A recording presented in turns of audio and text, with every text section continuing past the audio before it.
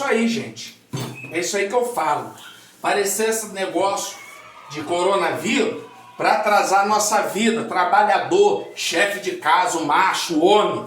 Aí essas mulheres aproveitam da nossa presença, aí já bota a gente para poder lavar a louça, cuida de criança, cuida de casa. Eu já lavei roupa, eu não aguento mais. Eu quero que vocês, governadores, o Brasil, arruma a solução, a cura do coronavírus.